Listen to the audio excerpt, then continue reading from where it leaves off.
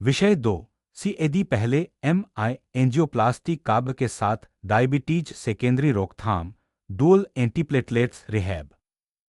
नमस्कार, मैं वाराणसी के पैनेशिया हॉस्पिटल से डॉक्टर आशुतोष मिश्रा हूं। आज मैं उन सभी लोगों से बात करना चाहता हूं जिन्हें हार्ट अटैक, एंजियोप्लास्टी या बाईपास सर्जरी हुई है और जो डायबिटीज के साथ जी रहे हैं। आपने मौत को बहुत करीब से देखा है।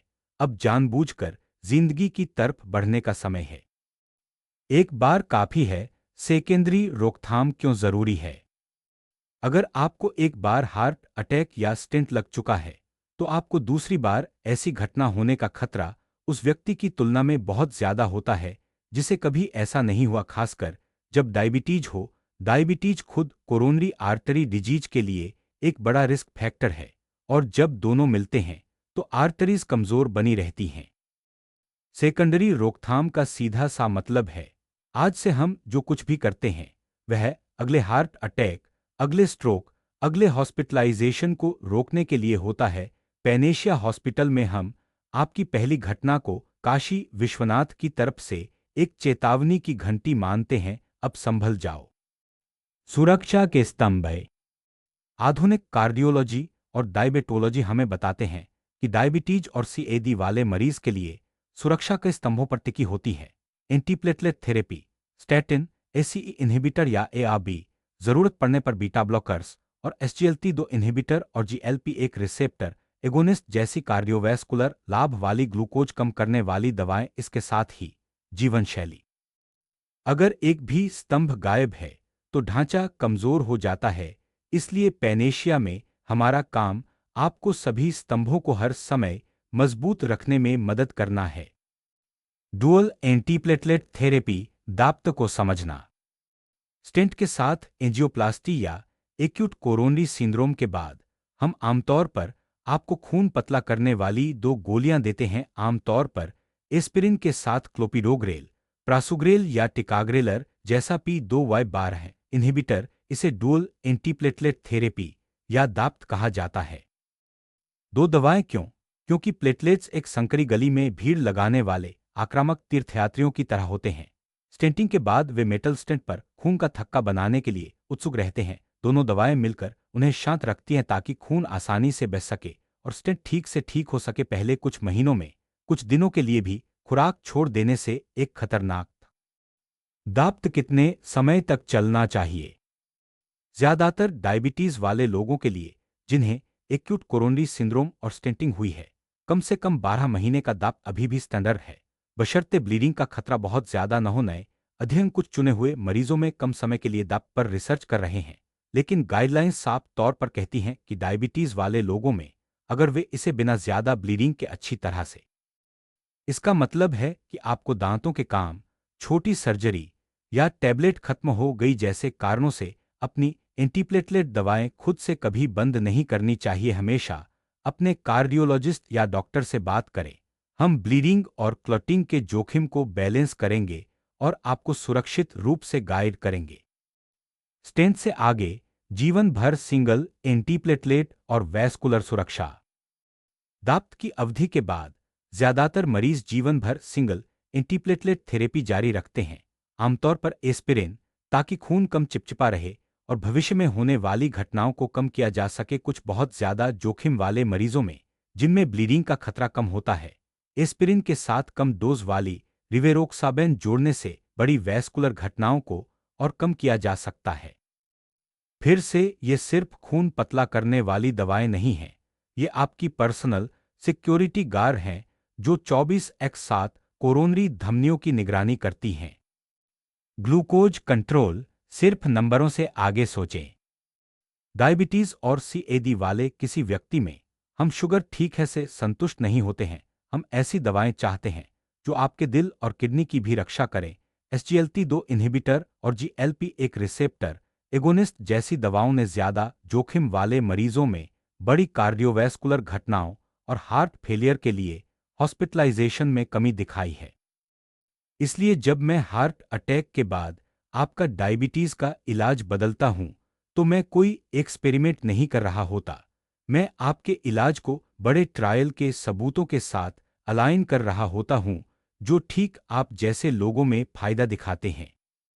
स्टेटिन और अन्य जोखिम कारक दवाएं। हाई इंटेंसिटी स्टेटिन लगभग सभी डायबिटीज और स्थापित सीएडी वाले मरीजों के लिए जरूरी हैं। जब तक कि कोई साफ मनाही ना हो, वे एलडीएल कोलेस्ट्रॉल को कम करते हैं और इससे भी महत्वपूर्ण बात यह है कि वे प्लाक को स्थिर करते हैं ताकि उनके फटने की संभावना कम हो। एसीई इन्हिबिटर या एआरबी और अक्सर बीटा ब्लॉकर्स भी सेकेंडरी रोकथाम के मुख्य हिस्से हैं, खासकर अगर इन दवाओं को बीपी ठीक है या कोलेस्ट्रॉल अब नॉर्मल है जैसे कारणों से बंद करना ऐसा है जैसे किसी घाट पर मरम्मत का काम सिर्फ इसलिए बंद कर देना क्योंकि नदी आज शांत दिख रही है, सतह के नीचे खतरा बना रहता है। कार्डियक रिहैबिलिटेशन एक जरूरी इलाज। भारत में एक ऐसा एरिया है जिस पर अक्सर ध्यान नहीं दिया जाता, वह है स्ट्रक्चर कार्डियक रिहैबिलिटेशन। इसमें supervised exercise, diet counselling, psychological support, smoking छोड़ना और दवाओं के बारे में जानकारी शामिल है। जो मरीज रिहैब में जाते हैं उनकी जिंदगी की क्वालिटी बेहतर होती है, वे नियमों का बेहतर पालन करते हैं और उन्हें कम बार हॉस्पिटल में भर्ती होना पड़ता। पैनेशिया हॉस्पिटल में हम धीरे धीरे एक रिहैब कल्चर बना रहे हैं। घाटों पर चलने के program, stepwise exercise plan, सांस लेने की प्रैक्टिस और हर मरीज की हालत के हिसाब से स्ट्रेस मैनेजमेंट को बढ़ावा दे रहे हैं। एमआई या सर्जरी के बाद की इमोशनल जर्नी।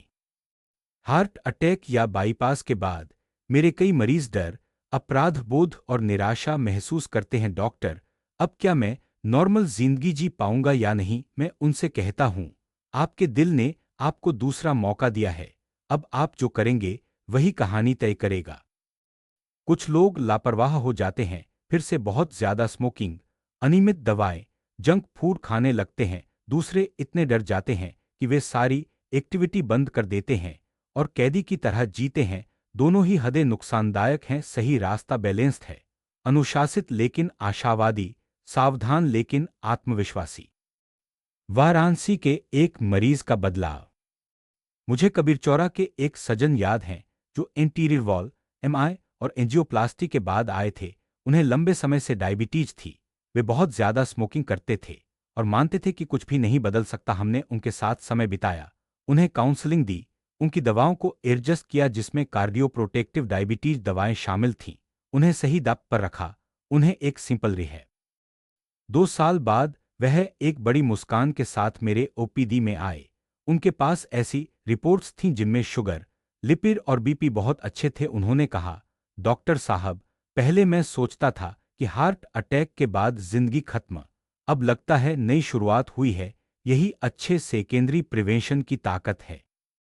एमआई/एंजियोप्लास्टी/काब के बाद आपकी पर्सनल चेकलिस्ट। अगर आपको या आपके परिवार के किसी सदस्य को डायबिटीज और दिल की बीमारी है तो इस पैनेशिया चेकलिस्ट को अपने फ्रिज पर लगाएं। एंटीप्लेटलेट दवाएं बिल्कुल वैसे ही लें जैसा बताया गया है, बिना डॉक्टर की सलाह के कभी बंद न करें। स्टेटिन और जरूरत के हिसाब से दूसरी दवाओं से एलडीएल को बहुत कम टारगेट पर बनाए रखें। ऐसी डायबिटीज दवाएं इस्तेमाल करें जिनका कार्डियोवैस्कुलर फायदा साबित हो चुका हो, जहां भी जरूरी हो। ब्लड प्रेशर, वजन और स्मोकिंग को सख्ती से कंट्रोल करें।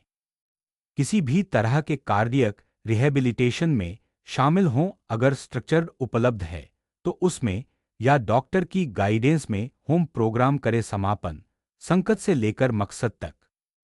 वाराणसी में रहते हुए हम हर दिन मणिकर्णिका घाट पर मौत की रस्में देखते हैं, लेकिन हम हर आरती, हर सुबह गंगा स्नान में जीवन की मजबूत पुष्टि भी देखते हैं। हार्ट अटैक या सर्जरी से बचने के बाद आपकी जिंदगी एक मकसद के लिए बढ़ाई गई है, शायद अपने परिवार की देखभाल करने के लिए, समाज की सेवा करने के लिए या बस उन सपनों को पूरा करने के लिए जिन्हें आपने।